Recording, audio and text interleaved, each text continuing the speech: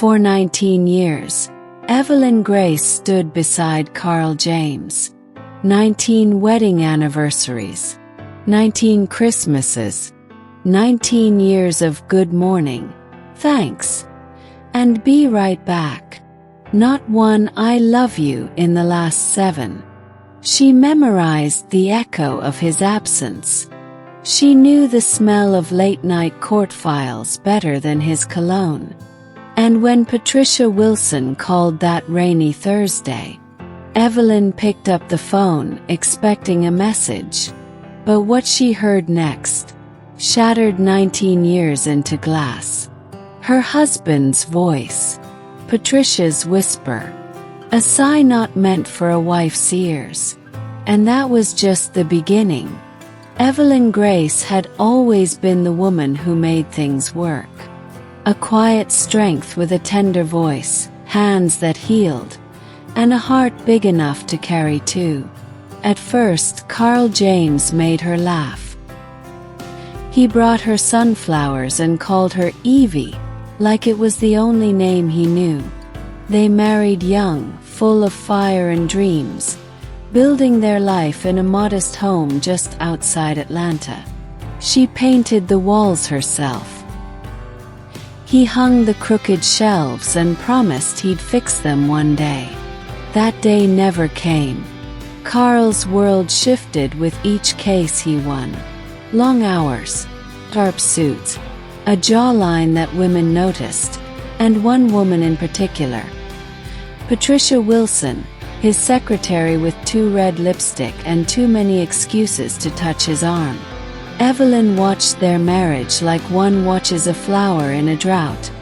Praying, watering, hoping. But nothing bloomed. She tried. She always tried. But Carl was always tired. Until one call changed everything. Patricia's ambition simmers beneath her charm. One Thursday she orchestrates the call, letting Evelyn hear the laughter and Carl's too familiar voice saying things he hadn't said to his wife in years. The phone doesn't hang up. Evelyn stands frozen, and her world collapses in silence. The section ends with Evelyn quietly packing an overnight bag, not confronting Carl yet, but going to the lake house her parents left her. Caleb finds her there. He says nothing, just sits beside her on the porch, handing her tea. The days at the lake house unfolded slowly, like pages of a book written in autumn winds and quiet thoughts. Evelyn began to reclaim herself in fragments, making coffee the way she liked it, painting again in watercolors, and sleeping without the weight of cold sheets beside her. Caleb became a frequent visitor, always respectful, never presumptuous. He brought books, helped her with small repairs, and sometimes just listened as she talked or didn't. Their bond, built over 2 decades of silent admiration and repressed affection, began to grow roots in fertile ground. Evelyn began to laugh again. Small bursts of joy that caught her by surprise. Caleb watched her heal with the reverence of a man who had waited not out of fear, but out of love deeper than possession. One evening, Evelyn asked him why he never said anything. He smiled, heart heavy, and whispered, "Because I loved you enough to want your happiness, even if it was with him." Back in Atlanta, Carl was crumbling beneath the weight of his own decisions. Patricia's charm wore thin quickly, demanding, possessive, and unforgiving. She didn't want just Carl. She wanted the life Evelyn had built. When Carl hesitated to go public, Patricia snapped. She called Evelyn again, only this time to insult her, hoping to trigger a reaction. Instead, Evelyn remained calm and hung up. Caleb, now working independently, confronted Carl one last time. This time, not just as a man betrayed, but as a man in love. Their confrontation turned physical, voices raised, old wounds reopened. Caleb's parting words were, "You don't know what love is, Carl. You only know convenience." Evelyn, in her own time, returned to Atlanta. She met Carl, listened to his apologies, and handed him divorce papers. Her voice didn't shake. Her heart didn't race.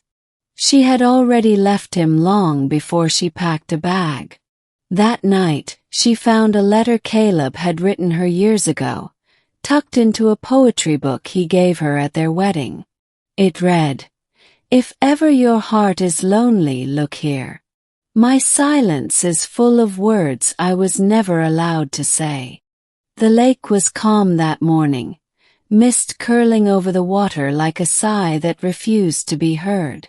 Evelyn sat on the porch swing, the letter from Caleb crumpled in her hand.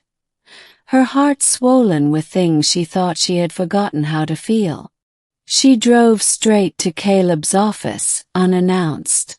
He looked up, startled, then hopeful.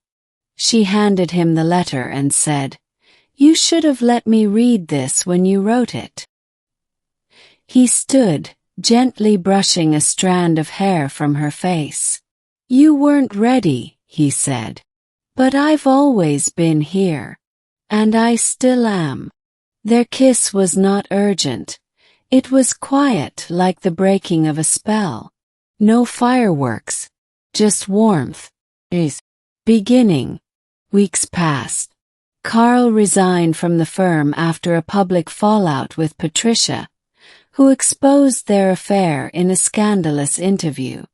Caleb, ironically, defended Carl in court, not out of friendship, but out of respect for Evelyn, who deserved a clean, honorable end to her marriage. Carl met Evelyn one final time at the lake house.